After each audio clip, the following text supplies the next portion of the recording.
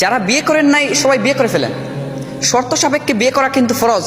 যখনই দেখবেন আপনি নিজের অনিচ্ছায় বারবার জিনায় লিপ্ত হয়ে যাচ্ছেন, আপনার দ্বারা বারবার কবিরা গুনাহ হচ্ছে, নিজেকে কন্ট্রোল করতে পারছেন না, তখন কিন্তু আপনার উপর বিয়ে করাটা ফরজ হয়ে যায়। হে যুবক, বিয়ে করে করে চাঁদ নিয়ে আসো, রাস্তায় মোমবাতি দেখার আগ্রহটা কমে যাবে।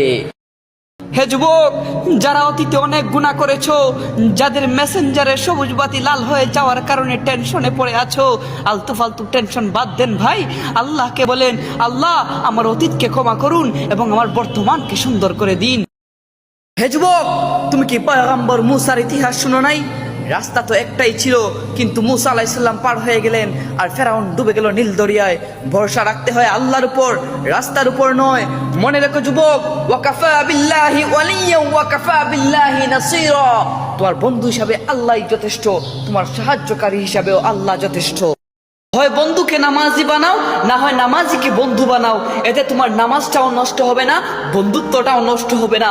হযরত আলী রাদিয়াল্লাহু তাআলা আনহু বলেন, দীর্ঘদিন বন্ধুত্ব টিকিয়ে রাখার জন্য তোমাদেরকে দুটি কাজের উপর আমল করতে হবে। একটি হলো, যখন তোমার বন্ধু রাগ করে তোমার উপর কথা বলবে, তখন এই কথাগুলো মনে নেওয়া যাবে না। আর দ্বিতীয়টি হলো, কখনো বন্ধুর সাথে রাগ করা যাবে না, বন্ধুর সাথে রাগ করে কথা বলা যাবে না। তাহলেই বন্ধু।